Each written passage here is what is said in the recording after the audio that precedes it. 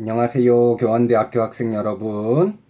응용윤리 11주차 2교시 강의 시작하도록 하겠습니다. 저희 이번 주에는 한스 요나스 내용을 다루고 있고요. 265쪽 호모사피엔스에 대한 호모 파베르의 승리, 그걸 설명하면서 요나스가 바라보는 과학기술 발전의 단계, 그리고 각 단계가 가지고 있는 의미 내지 특징들, 이걸 살펴보는 걸 1교시에 했던 것 같습니다. 2교시에도 마찬가지로 논문 내용들 살펴보면서 추가할 부분이 있으면 판서해 나가는 그런 방식으로 진행하도록 하겠습니다. 265쪽 읽었던 부분 아래 한번 확인해 보도록 하겠습니다. 원래 호모 파베르는 호모 사피엔스를 위해 봉사하는 부분으로 존재하였다. 그리고 전통 사회에서 기술은 단기적인 목적을 달성하는 것에 적절한 수단 정도의 의미를 지니는 것에 국한되어 있었다. 지난주에 저희가 현재 근접성 중심 이 특징 이야기해드렸었죠. 그거와 연결되는 내용이라고 할 수 있을 것 같습니다. 그런데 현대사회의 급속한 발달과 함께 기술은 스스로를 영속적으로 발전시키려고 하는 동력을 지니게 되었으며, 이 과정 속에서 인간 자체가 기술의 대상으로 전락하게 되었다. 그렇게 하면서 이제 요나스가 호모사피엔스에 대한 호모 파베르의 승리 말했던 부분을 직접 인용해 보았습니다. 한번 읽어보시면 될 것 같고요. 아래 내용으로 넘어가겠습니다. 이러한 기술의 특징은 기술적 진보가 드러내는 점증적인 역학을 통해서 설명하는 것도 가능합니다. 기술적인 발전은 고유하면서도 강제적인 역동성을 가지는 경향이 있습니다. 자, 이게 조심해야 되는 부분이거든요. 기술이라고 하는 건 어느 정도 발전한 다음에 스스로 멈추려고 하는 속성을 가지고 있는 게 아닙니다. 기술은 스스로 계속 진보해 나가려고 하는 역동성을 특징으로 가지고 있거든요. 그래서 그 기술 진보가 진정한 인간의 삶과 조화될 수 있기 위해서 브레이크를 걸어주는 역할, 이게 윤리적인 행위 주체로서 우리 인간들이 해야 할 일이라는 것이죠. 그것과 관련되는 것이 책임의 수행이라고 말할 수 있겠고요. 자, 이어서 한번 보겠습니다.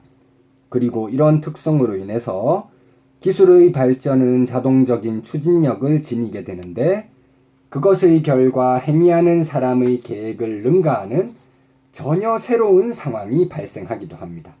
우리가 과학기술 여러 가지 발전시켜 나갈 때 생각했던 긍정적 효과, 이거 말고 전혀 예상하지 못했던 사이드 이펙트가 일어나기도 하죠.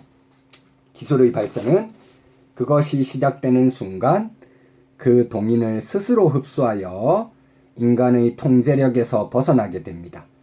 그리고 발전 과정이 심화되어 나갈수록 인간이 기술에 종속되는 암담한 현상이 결과적으로 드러나게 됩니다. 이와 같은 기술 진보의 점증적인 과정 속에서 인간이 지닌 자유는 점차 작아지고 인간은 불행을 맞이할 가능성이 클 것입니다. 이런 상황에서 우리는 몇 가지 질문을 던져볼 수 있는데요. 질문에 대한 답변의 방식으로 요나스가 주장하는 핵심들에 접근해 나갈 수 있을 것 같습니다. 어떤 질문들이 있을지 살펴보도록 하겠습니다. 첫 번째 질문, 전통 윤리가 현대의 과학기술적 행위 능력을 평가하는 것에 적절하지 않다면 과연 어떤 문제가 발생할까요? 이 질문과 관련해서 전통 윤리의 기준이 현대사회의 과학기술과 관련된 여러 가지 문제를 올바르게 해결하지 못하는 상황을 요나스는 다음 인용문처럼 이야기하고요. 이 인용문이 그 유명한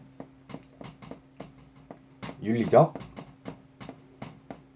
진공상태라고 하는 것입니다. 과학기술 시대의 문제 상황을 진단하고 있는 것이죠. 1교시에 우리가 논의했던 것도 그 진단의 한 가지 방식일 겁니다.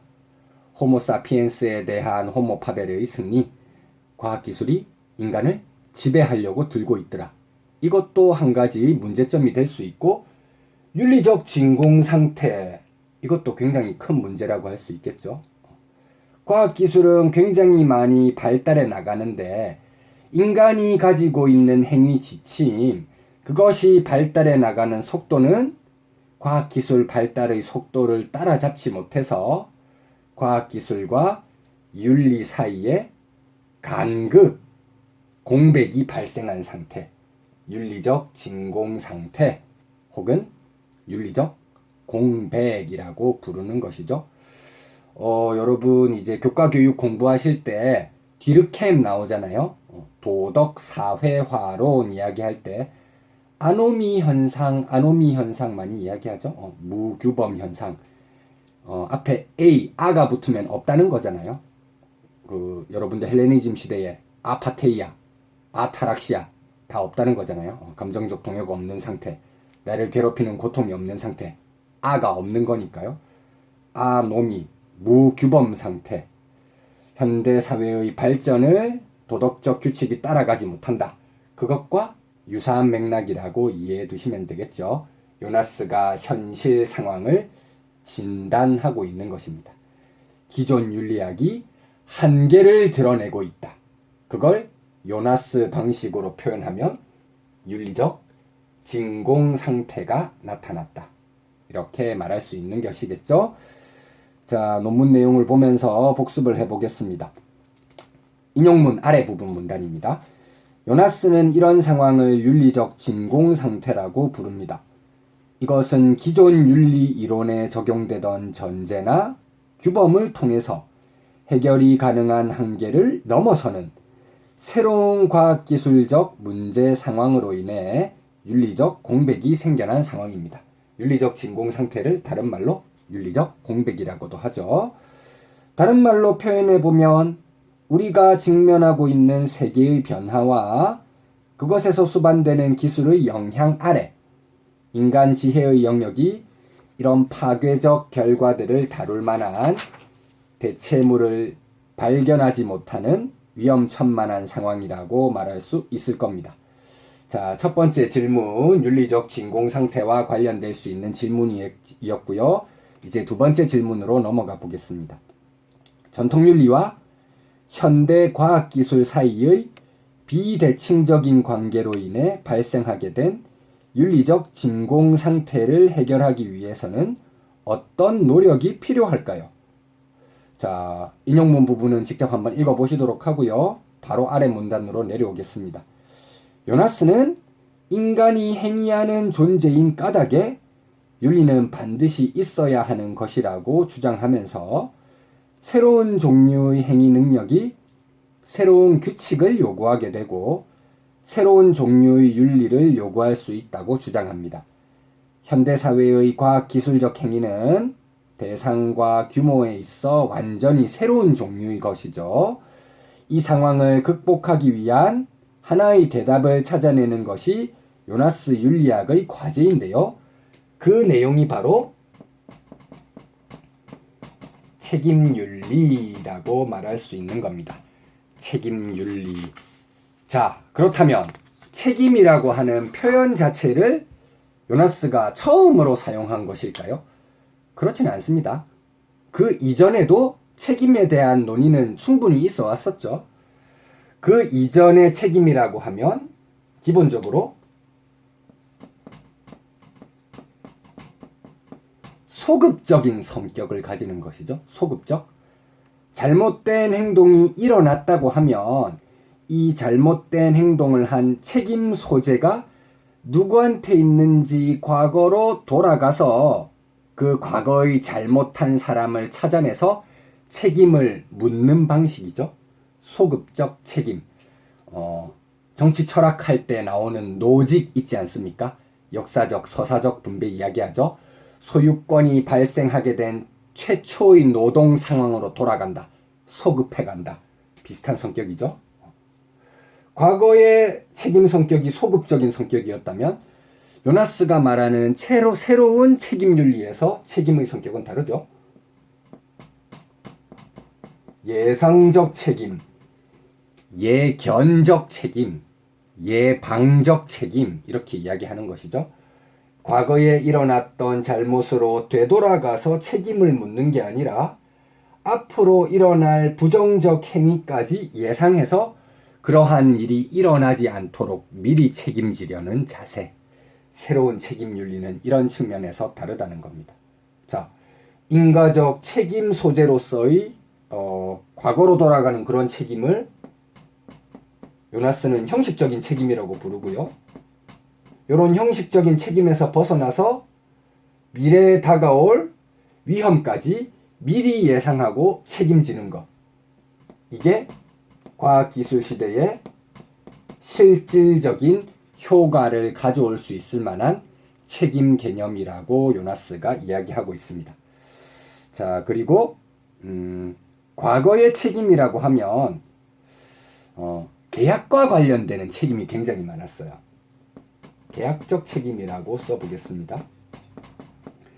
당사자들 사이에서 동의라든지 선택을 통해서 계약을 했을 때 이 계약이라고 하는 건 계약의 여러 가지 조건 사항들이 있죠.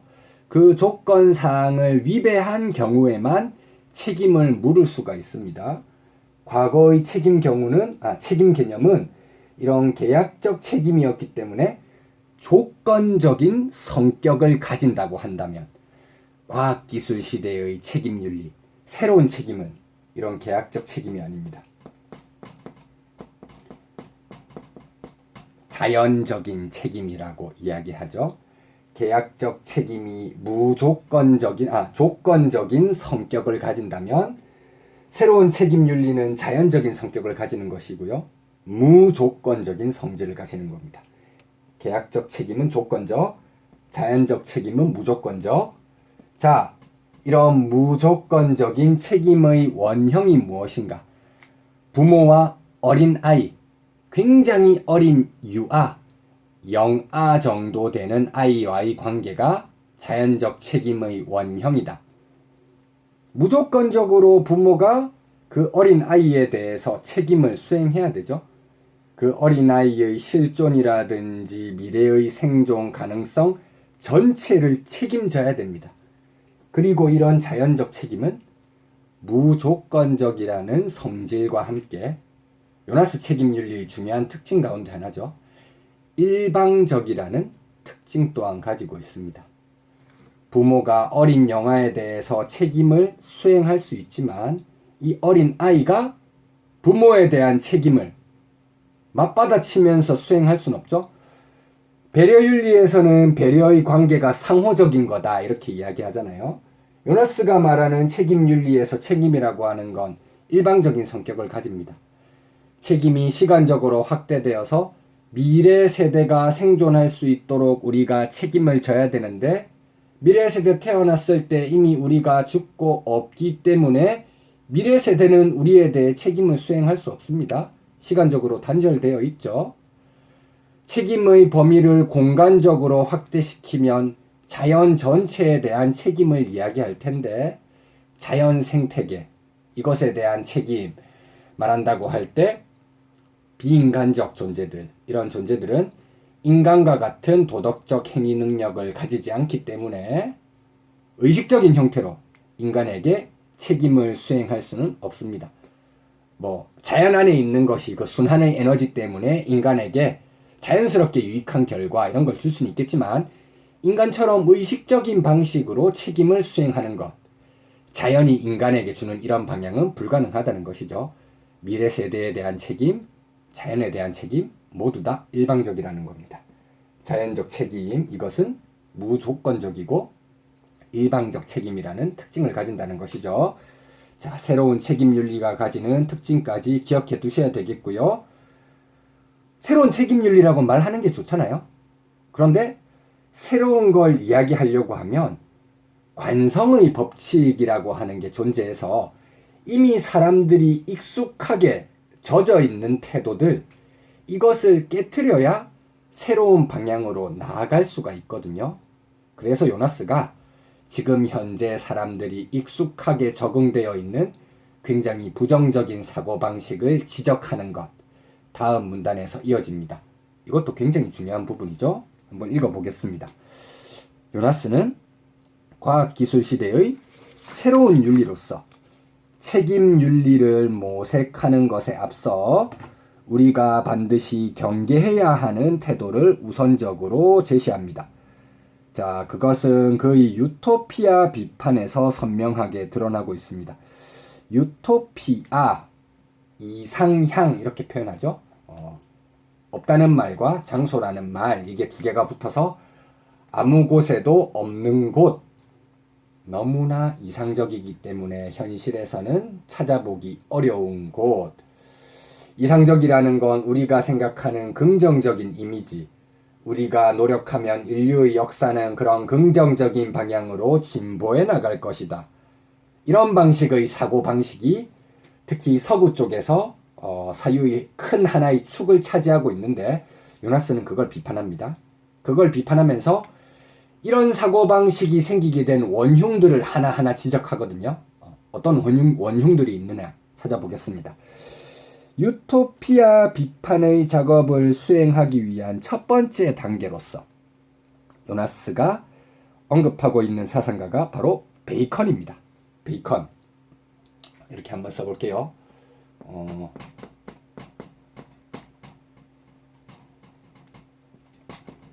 유토피아 비판. 베이컨적 이상.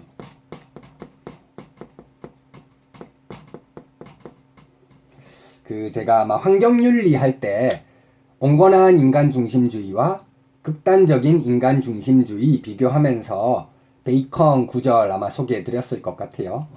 방황하고 있는 자연을 정복해서 인간의 노예로 삼아야 된다. 여기서 자연을 그녀 이렇게 이야기하기 때문에 인간과 자연의 관계가 남성과 여성의 지배적 관계, 이거에 영향을 주어서 남성 여성의 지배 관계, 잘못된 억압관계를 깨트려야 된다는 에코페미니즘까지 나가게 된다. 이런 말씀도 드린 적이 있었는데요. 그런 식으로 환경윤리에서 논의가 되기도 하지만 요나스에서도 베이컨은 중요한 우리가 디디고 넘어서야 될 그런 사상가 중에 하나입니다. 왜 그런가? 읽어보도록 하겠습니다. 요나스의 주장에 따르면 현대 과학기술 문명의 비대화에서 기인하는 위협은 베이컨적 이상에서 비롯된 것입니다. 자연을 지배하는 것, 자연을 길들이는 것, 이게 인간 운명 개선을 위해서 반드시 필요하다고 보는 사고방식, 이게 베이컨적 이상의 전형이라고 할 수 있겠죠. 자연에 대한 지배가 자연스럽게 인간 운명의 개선이라든지 진보라고 하는 방향으로 나아갈 수 있게 할 것이다. 이 베이컨적 이상이 과학기술 발전시켜 나가려고 하는데 브레이크를 걸지 않으려고 하는 그런 풍토에도 영향을 주었다고 평가할 수 있는 것이겠죠. 이어서 한번 보겠습니다. 이것은 자연의 지배라고 하는 목적에 지식을 맞추어 둔 이후 인간 운명을 개선하기 위해서 자연의 지배를 허용하는 것이 가능하다고 보는 사고방식을 말합니다. 이런 이상은 자본주의와 결합하여 경제적인 성공과 더불어 인구의 급격한 증가라는 생물학적 성공도 거두게 되었습니다. 그러나 역설적으로 이와 같은 성공을 가능하게 한 원동력으로서 과학기술 권력은 전 지구적 위기를 초래한 원인으로 작용하게 됐습니다. 자, 베이컨적 이상이 유토피아 비판이 첫 번째 작업이라면 두 번째 단계로서 자연을 정복하고 과학기술 발전시켜 나가는 것, 인간이 힘을 기울여야지 할 수 있는 일이잖아요. 노동행위죠. 노동행위의 가치를 긍정적으로 보면서 노동의 결과 인간의 역사가 진보하는 방향으로 나갈 것이다. 이거 주장했던 독일의 유명한 사상가가 있죠. 그렇습니다. 마르크스. 베이컨적 이상이 1단계라고 한다면 마르크스가 그 불에다가 기름을 쏟아붓는 역할을 했다는 겁니다. 베이컨적 이상 플러스 마르크스주의, 이 두 가지가 서양 유토피아주의, 희망의 원칙, 진보의 원리, 이게 자리 잡게 하는데 큰 영향력을 미친 두 가지 부정적인 이론이라고 보고 있는 것이죠. 자, 그 부분도 한번 읽어보도록 하겠습니다. 베이컨적 이상이 유토피아 비판의 첫 번째 대상이라면 두 번째 단계로는 필연적인 무계급 사회의 도래를 역설하는 마르크스적 이상을 주목해야 됩니다. 실제 요나스는 마르크스주의에 대해서 베이컨적 이상의 집행자라는 평가를 내리기까지 합니다. 마르크스는 자연을 변화시키는 인간 노동을 긍정적으로 평가하는데, 이런 입장을 따르면 인간의 기술에 자연적 한계가 존재한다는 생각이 부정될 우려가 있겠죠. 이런 마르크스주의는 자연을 이용하고 지배하려는 노동 과정을 통해서 궁극적으로 이상사회의 단계로 도달할 수 있다고 보는 희망의 원칙만 신봉하고 있습니다. 자, 이런 유토피아주의는 희망의 원칙을 신봉한다는 점에서 비판의 대상이 된다고 말하고 있습니다. 자, 그렇다면 과학기술 시대의 새로운 윤리로서 책임의 윤리는 희망의 원칙과는 조금 반대되는 방향으로 나가야 되겠죠. 우리가 가지고 있는 긍정적인 사유, 낙관적인 전망, 이것과는 반대되는 우리가 가지고 있는 부정적인 것에 대한 예민한 감수성, 끔찍한 미래에 대한 두려움, 이런 것에 초점을 맞추는 것으로 윤리학의 방향을 전환하였을 때 과학기술의 무조건적이고 자동적인 진보를 브레이크 걸 수 있는 하나의 방법이 될 수 있다는 것이죠. 자, 유토피아 비판에서부터 나아가서 새로운 윤리, 책임 윤리를 고안하기 위한 방법론으로 제시하는 것이 그 유명한 공포의 발견술, 공포의 발견술이라고 하는 내용이죠. 최근에 기출된 것, 임용에 기출된 게 바로 이 공포의 발견술이죠. 공포의 발견술이 나왔다는 건 이게 가장 마지막에 언급될 만한 내용이거든요. 공포의 발견술 주장되기 전에, 이걸 주장하기 전에 요나스가 거쳤던 사유의 과정들도 얼마든지 시험에 출제될 수 있고, 지금 판서되어 있는 이 개념어들이 괄호가 쳐져가지고 이제 단어라든지 약술 형태로 여러분들이 바로 쓰기만 하면 되는 내용들이 이 판서, 이 내용들이라고 할 수 있습니다. 그래서 필수적으로 이 내용들은 다 기억해 두셔야 되겠죠. 기출된 내용이긴 하지만 공포의 발견술도 중요한 것이기 때문에 한번 언급을 해보고요. 그 다음 이제 그 요나스 책임의 원칙 이후에 나오는 응용 부분에 대한 논의라든지, 그 다음 임용에 출제되기는 조금 가능성이 적을 수도 있지만 그의 말년의 논의, 이것까지도 한번 3교시에 다루어 보도록 하겠습니다. 자, 지금 268쪽 보고 있고요. 마지막 단락에 공포의 발견술 나옵니다. 호모사피엔스에 대한 호모파벨의 승리, 이걸 극복하고 호모사피엔스의 위상을 재정립하려는 노력, 그게 공포의 발견술이 될 겁니다. 유토피아 비판을 통해 새로운 윤리적 방향성을 찾으려는 노력이 필요한데요. 이것은 과학기술적 행위를 통제할 수 있는 권력, 즉 새로운 윤리를 어떤 방식으로 고안할 것인가라는 방법론의 제시와 연결되는 부분일 겁니다. 요나스는 이에 대한 대답으로 공포의 발견술을 제안하고 있는 겁니다. 희망의 원칙, 반대로 가자는 거죠. 요나스에 따르면 과학기술이 초래하는 결과들을 고려하는 경우 긍정적 효과가 아니라 그것에 대한 두려움 내지 공포에 주목하는 것이 오히려 최선의 대안으로 작용할 수 있습니다. 우리는 두려워해야 할 것이 먼 미래에 일어날 만한 일일수록, 그리고 자신과 다른 낯선 존재에 대한 일일수록 그것에 대한 매우 예민한 감수성을 발휘할 필요가 있습니다. 이런 예민한 감수성 발휘해서 만들어낸 새로운 명법, 요나스가 말하는 새로운 명법 아래에서 나오고 있는데요. 대표적인 내용, 너의 행위의 결과가 지상에서의 진정한 인간적 삶의 지속과 조화될 수 있도록 행위하라. 미래 세대의 실종까지 보장할 수 있는 책임을 지거라. 이런 주장을 펼치고 있는 것이죠. 잠시 쉬셨다가 요나스 책임윤리의 응용으로 넘어가 보도록 하겠습니다.